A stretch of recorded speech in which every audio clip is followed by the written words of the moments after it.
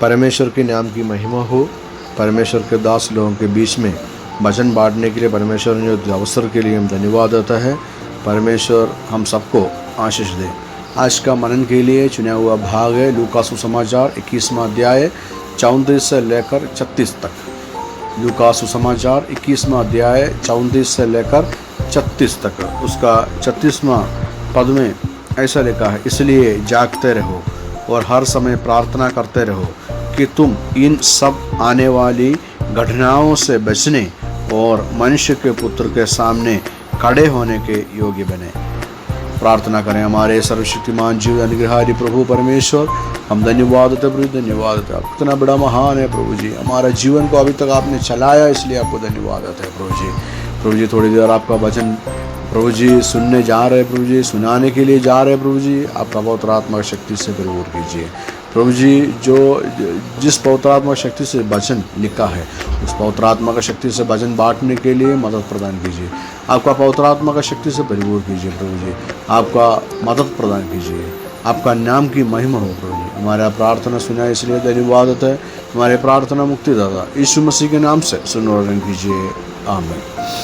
इस 21वां अध्याय में 34 से लेकर जो आगे जो पढ़ते समय उस पद में दो बातें हमको बता रहे। एक तो यीशु मसीह ने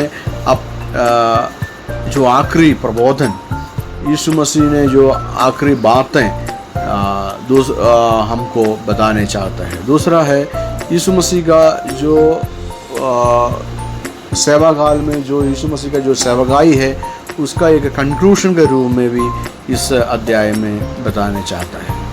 यीशु मसीह अपना इस प्रबोधन के रूप में बोलने के लिए ये चाहता है, हम जागते रहो, हमेशा जागते रहो। जो होने वाला परेशानियों के बीच से बचने के लिए हम जागते रहो, ध्यान से रहो। परमेश्वर का जो दूसरा जो आगमन है उसके लिए इंतज़ार करो, उसके लिए हम ताकत बनाओ और अच्छे से प्रार्थना के साथ जियो। इस लौकिक संसार में हम रहते समय कई प्रकार का सामर्थ्य और शक्ति हमको लेना है। एक तो शारीरिक रूप से हमारा जीवन में शक्ति पाना है और सामूहिक रूप से भी शक्ति पाने के लिए बोल रहा है। लेकिन हमारा अंदर के अंदर जो शक्ति है वो देने के लिए ये दुनिया वालों को नहीं हो सकता है, वो प्रभु यीशु मसीह से ही होता है। परमेश्वर का पवित्र आत्मा का शक्ति से वो प्राप्त कर सकता है।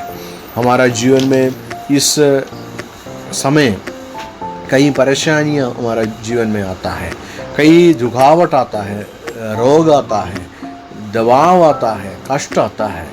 कभी कभी इस दुनिया से हम चले जाते हैं, ऐसा भी हो हम सोच सकते हैं, उतना ही परेशानी से गुजरने वाला लोग है। लेकिन परमेश्वर पर विश्वास करने वाला, आश्रय करने वालों के ऊपर परमेश्वर ने ये बताना चाहता है, डरो मत, मैं तेरा साथ है। हमारा जीवन का हर परेशानियों से हमको बचाने वाला प्रभु यीशु मसीह। इस पद से दो बातें आप लोगों के सामने रखने में चाहते हैं। सबसे पहले यीशु मसीह ने ये बताने चाहता है, सावधान रहे, नहीं तो जागे और प्रार्थना करें। हमारा प्रार्थना गहराई के साथ होना चाहिए। परमेश्वर के साथ हमारा जो संबंध है वो गहराई होना चाहिए। दूसरा राजा 20वां अध्याय 1 से लेकर हम पढ़ते समय इसकी राजा का जीवन में मृत्यु तक उनका बीमारी आ गई। उसका बीमारी से के कारण उनका जीवन में मृत्यु होने वाला है। लेकिन यशायाह नबी ने उनसे बोला, तुम्हारा घर का काम पूरा तैयारी करो, तुम अभी मरने वाला है। लेकिन तीसरा पद में ऐसा लिखा है, जब इतना बड़ा परेशानी से गुजरने वाला इसके राजा ने परमेश्वर से रोते हुए प्रार्थना किया। उसका प्रार्थना, उसका रोना, आंसू परमेश्वर ने सुना है। वो तीसरा पद में ऐसे लिखा है, मैंने जो कुछ अच्छा किया है वो आपने याद रखना है। मैंने जो कुछ अच्छा किया है उसको याद रखना है। उसका जवाब मिला, तुम नहीं मरेगा। यशायाह नबी ने ये बता के घर से निकला है, तुम अभी मरने वाला है। लेकिन घर के बाहर निकला तब परमेश्वर का आवाज़ इनके ऊपर इनको मिला है। तुम वापस जाके उनको बोलना, तुम्हारा प्रार्थना सुना, तुम्हारा आंसुओं को मैं देख लिया, तुमको मैं चंगाई देने वाला है। हमारा प्रार्थना परमेश्वर सुने है क्या? जरूर हमारा प्रार्थना को सुनता है। हमारा आंसुओं को परमेश्वर देखता है। हमारा आयु को बढ़ा करके देने के लिए परमेश्वर को कर सकता है। हमारा परेशानी कितना बड़ा हो, हमारा दर्द कितना बड़ा हो, हम आंसू बहा के परमेश्वर के सामने प्रार्थना करेंगे तो परमेश्वर हमको जवाब देने वाला है। परमेश्वर हमको सामर्थ देने वाला है। हमारा आयु को बढ़ा के देने वाला है। इसलिए परमेश्वर हमसे ये बताना चाहते हैं, जागते रहो और जागे और प्रार्थना करो। हम हमारा जीवन में हमारा परेशानियों के लिए, दूसरों को परेशानियों के लिए जाग के प्रार्थना करना है। हमारा जीवन में ज़रूर छुटकारा पाएंगे। एक और बात मैं आप लोगों के सामने रखना चाहता हूँ। परमेश्वर ने बताया है, वफादार रहिए, आज्ञाकारी होना है। वफादार रहिए और आज्ञाकारी होना है। हमारा जीवन में परमेश्वर का वचन के ऊपर विश्वास करना और परमेश्वर का वचन को हम मानना है। और हम पुराना नियम में पढ़ते समय अब्राहम का जो विश्वास है, जो अब्राहम जो परमेश्वर को जो मानते थे, वो सबसे बड़ा है। रोमियो के पत्री 4 अध्याय और 18वां पद में भी ये लिखा है और उसका 17वां पद में ऐसे लिखा है, जो परमेश्वर पर विश्वास करके अपना जीवन को आगे बढ़ाया हुआ अब्राहम परमेश्वर पर आशा किया है और उससे उसके ऊपर दृष्टि लगा के सफ़र किया है। उनका पीढ़ी पूरा आशीष का कारण बना है। हमारा जीवन में भी परमेश्वर का ऊपर हम विश्वास करेंगे तो परमेश्वर हमारा जीवन को आगे बढ़ाएगा। परमेश्वर हमारा पीढ़ी को हमको सामर्थ देगा, आशीष देगा। हमारा जीवन में परमेश्वर के ऊपर विश्वास रखना है और आज्ञाकारी होना है। परमेश्वर ने जो आज्ञा हमारा जीवन में दिया है, वो उस पर विश्वास के साथ हमारा जीवन को आगे बढ़ाना जरूरी है।